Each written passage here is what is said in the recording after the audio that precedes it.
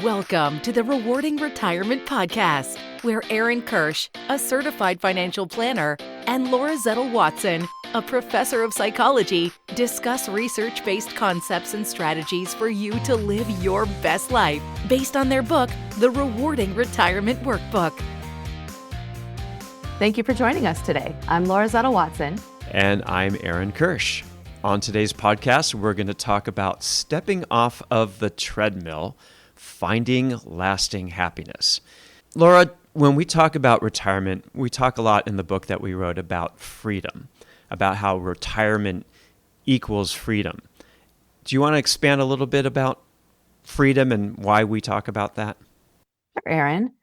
We talk about freedom because I think, honestly, we want to make sure that this is not something that people are dreading or fearing or thinking about in the context of loss. Retirement doesn't have to be about loss. I know in a previous podcast, we talked about how folks are really tied to that identity of what their career is.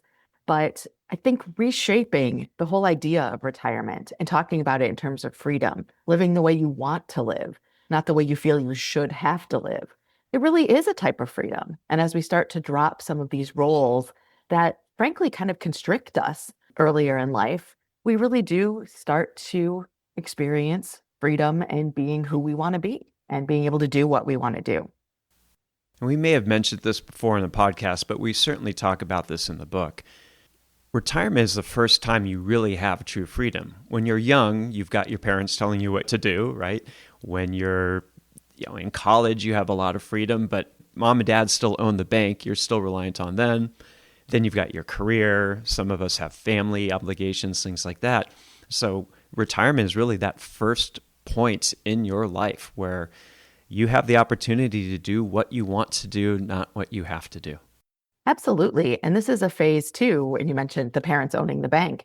In retirement, hopefully now you've got some expendable income that you can now make choices about how you want to spend it. And there's no need to impress anyone anymore. This is about what you want to do. Your time becomes your own.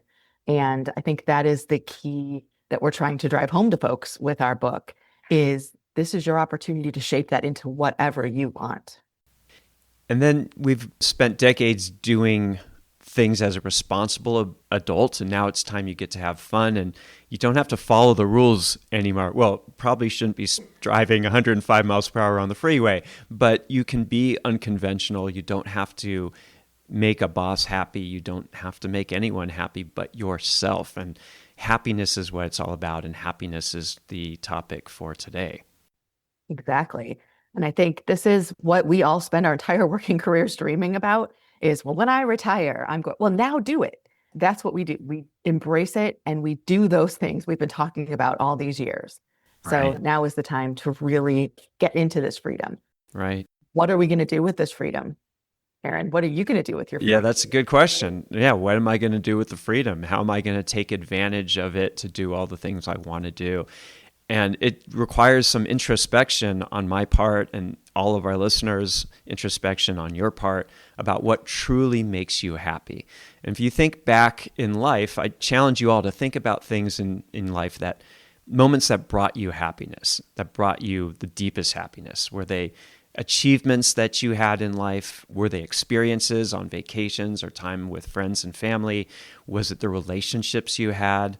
Of these happy moments, were they just you or did they involve other people?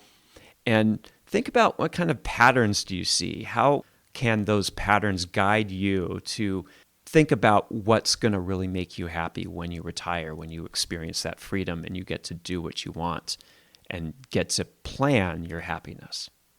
And I love that you gave all those different types of examples because happiness means something different to every single person. For some people, it's about experiences. And others, it's totally about the relationships. They don't care what they're doing. What they care about is who they're doing it with. And so I think that's where that introspection really comes into play.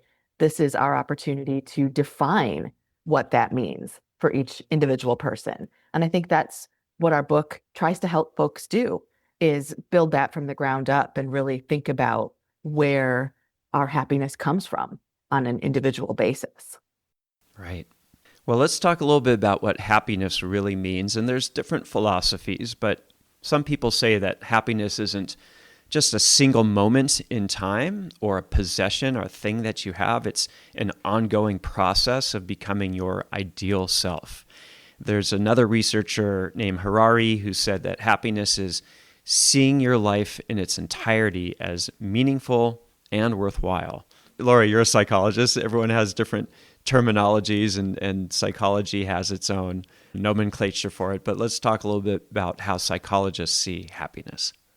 Yeah, you're absolutely right. Just as I just mentioned, how every single one of us has a different way of defining happiness, I would say there are almost as many definitions in psychology about what happiness is. Some folks or some researchers drill down into trying to identify happiness at the core level. Is this about our emotions? Is happiness about things like finding contentment and joy in things? Other people say, no, it's about finding life pleasurable. Some others say it has a lot to do with life satisfaction. Still others try to say, well, what can predict happiness? And we know that, again, just like every single one of us is going to have a different definition, we're all going to have different factors that play into our happiness. And it's one of those variables in psychology when we're doing research that really relates to almost all the pieces, but on an individual level. And I think that's what makes it so difficult to study, but also so exciting from our perspective to try to help people find where they're finding their joy.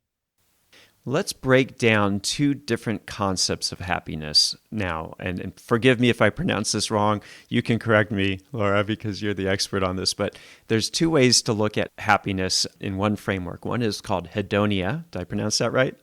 So far, so good. Okay, and eudaimonia. And so let's talk a little bit about the difference between hedonia and eudaimonia.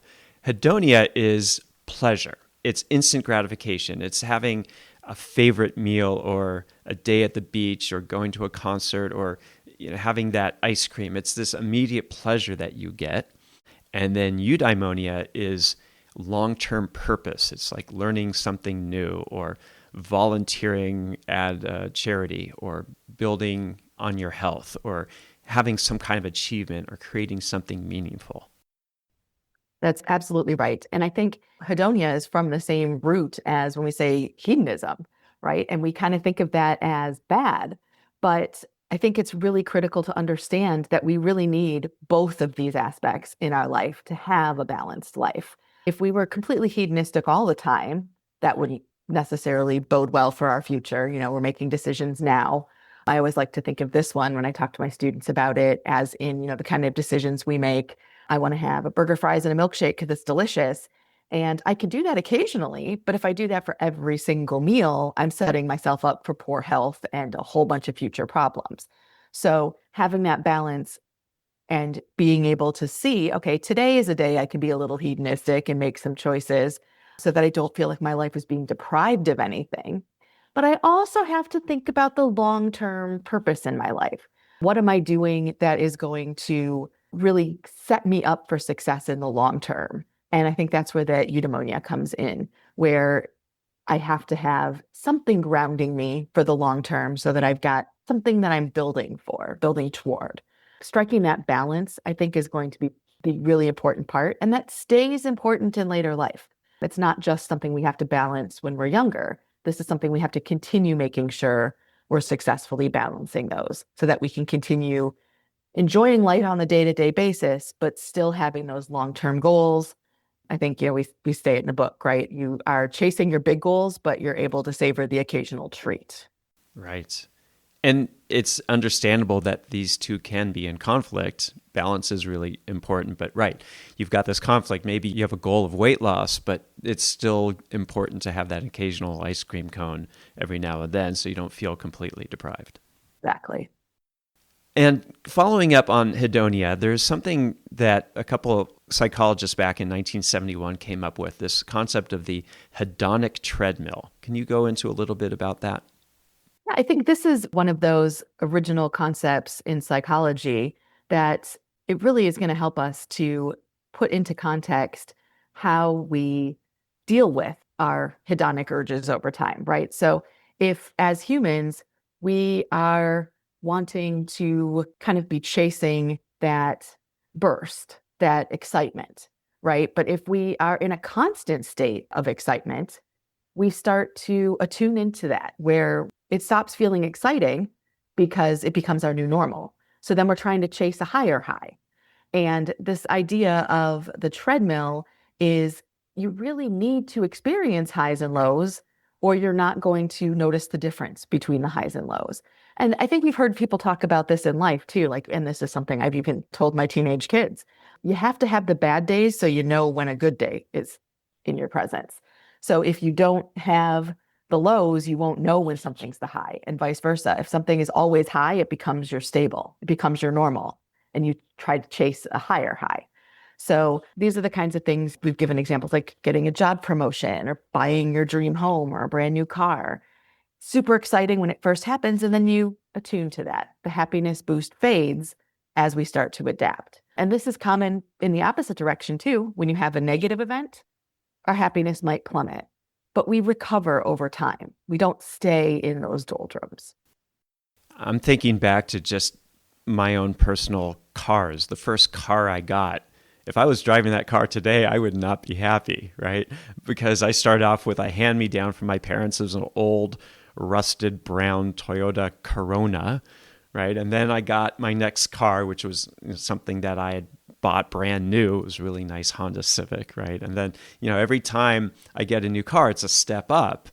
And that becomes my new normal. So if I were to go back to that first car, I wouldn't be so happy. And I'm always chasing the next car. So would I be happy with a Ferrari? Yeah, I would be. But once I got that Ferrari, I'd be initially really happy. But then that would become my new normal. And then I don't know, what's the next car up? What's the next car up from a Ferrari, Laura? I'm not there yet. I'll let you know when I get there. Okay, all right. And it's interesting, too, if you look at lottery winners. They're thrilled initially, but then their life kind of goes back to normal, and they complain about people coming after them for loans and money and things like that. And there's also some research about people who've been into a terrible accident who've become paraplegic, and initially things are terrible for them. But after about 6 to 12 months, their life's kind of back to where it was, and they're just continuing on. So that's the hedonic treadmill. And when we think about retirement, when you're retired, there are some aspects of retirement that make you less susceptible to be on that hedonic treadmill, and there's some things that make you more susceptible. So if you think about retirement, you don't have status issues, right? You're not trying to get that job promotion or get a higher title or get a higher salary. You're retired, right? And you have more time control. You have more control over your choices. So you become less susceptible to that. And you're trying to shift your life toward intrinsic rewards like relationships and hobbies and learning. So that helps you get off that treadmill. But if you are interested in improving your lifestyle, like getting that bigger house or buying more toys or having luxury trips, you can still be on that treadmill. We talk about this a lot. You're replacing your work achievements with a new identity. What's your new status now as a retiree because you're no longer working? These are ways to be stuck on that treadmill. Yeah, you're absolutely right. And I think maybe some of our listeners are thinking, well, how do I get off the treadmill?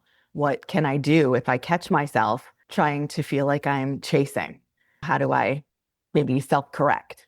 And we do have some suggestions for that. We kind of come up with a 4-part framework that can assist in getting folks to step off that hedonistic treadmill, right? So the very first step I would suggest is really just figuring out what your core values are, trying to clarify to yourself what matters to you most. For some of us, that's going to be our personal relationships. For others, it might be our health.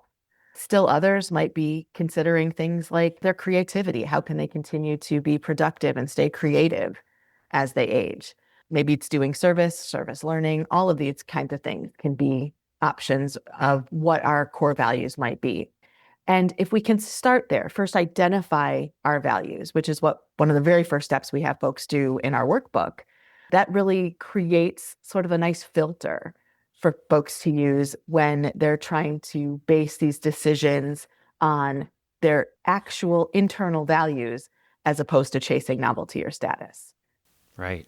That's great. And then, so after clarifying your core values, another thing to think about is trying to invest in experiences and not things. So think about travel, think about hobbies, think about spending time with friends and family to create lasting memories rather than buying that toy, buying that new car, buying that new kitchen appliance, whatever that is, right? Because possessions initially, they give that boost in satisfaction, but after time that kind of fades, but experiences stay with you forever.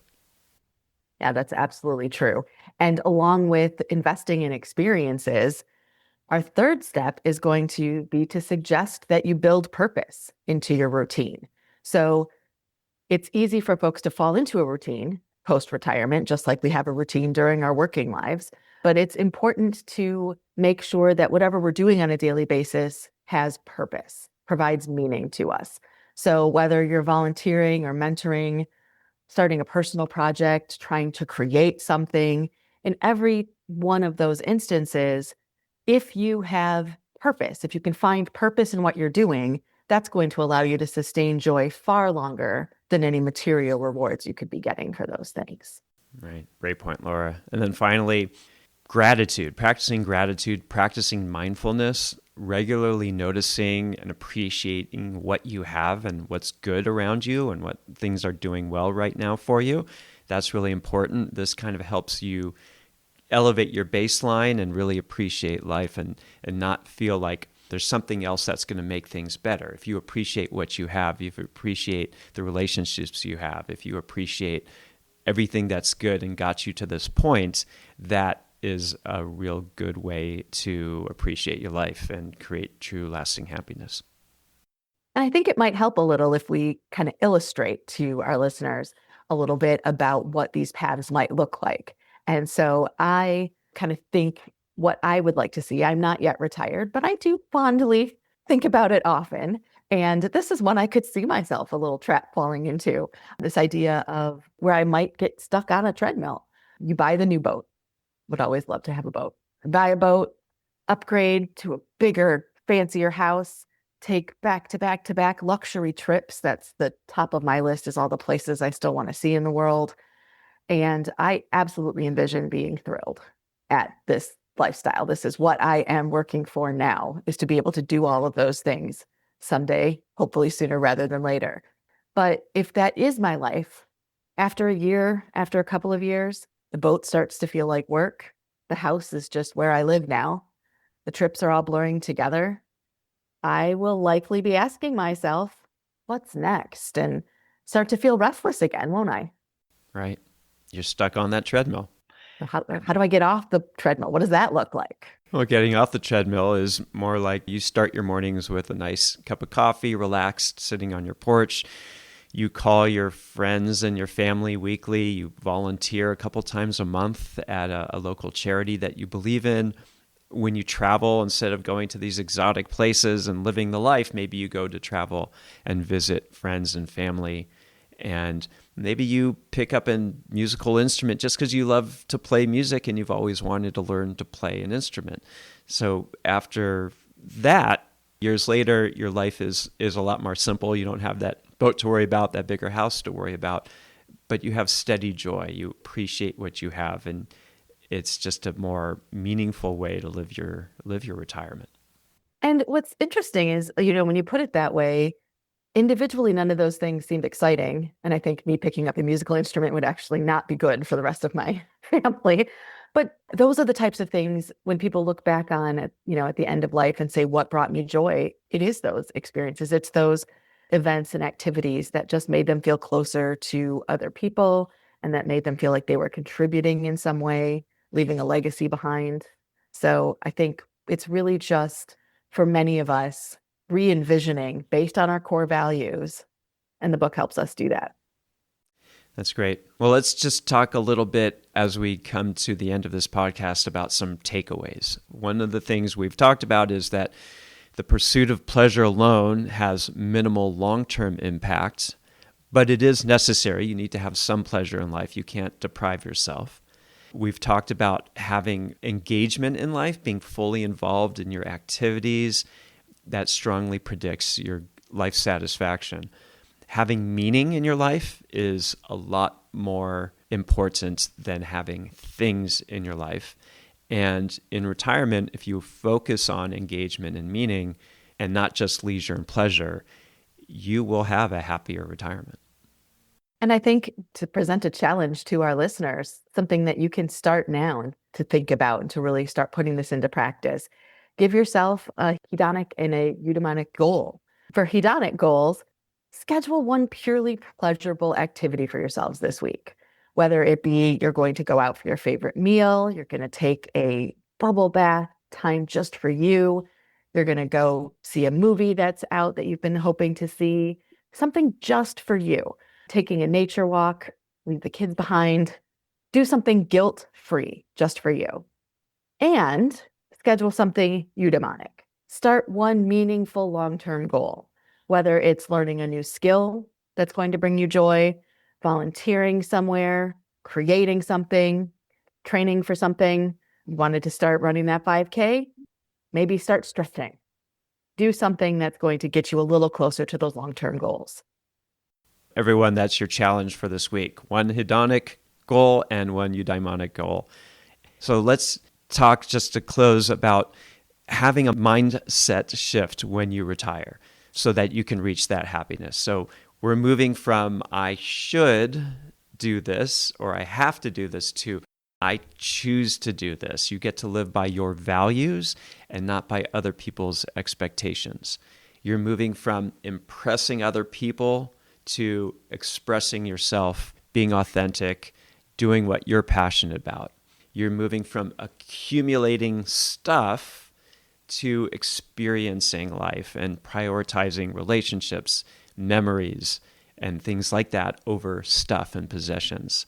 And you've earned this. You have the permission to do this now. As you move into retirement, you can prioritize your happiness instead of doing all the things that you have to do. There's actually a good ripple effect. When you're happy, it affects everyone around you, your family, your friends, everyone who you come in contact with. Happiness it can be contagious. Absolutely.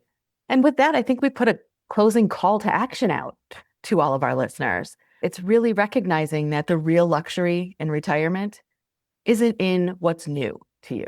It's in what's meaningful to you. And if you found any of this meaningful or helpful, we hope that you'll share this episode with friends and family who are looking for happier, more fulfilling retirement.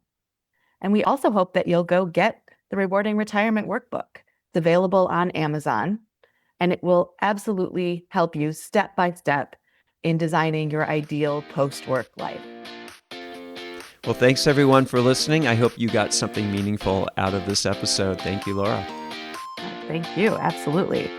All right, everyone, get out there and make it a happy day. Aaron Kirsch is a wealth advisor at Greenup Street Wealth Management, LLC, DBA Greenup Wealth Management, an investment advisor registered under the Investment Advisors Act of 1940. Registration as an investment advisor does not imply any level of skill or training. The oral and written communications of an advisor provide you with information about which you determine to hire or retain an advisor. For more information, please visit advisorinfo.sec.gov and search for our firm name. This representation has been provided for informational purposes only and is not intended as legal or investment advice or a recommendation of any particular security or strategy. The investment strategy and themes discussed herein may be unsuitable for investors depending on their specific investment objectives and financial situation. Information obtained from third-party sources is believed to be reliable, though its accuracy is not guaranteed. Opinions expressed in this commentary reflect subjective judgments of the author based on conditions at the time of publication and are subject to change without notice. Past performance is not indicative of future results.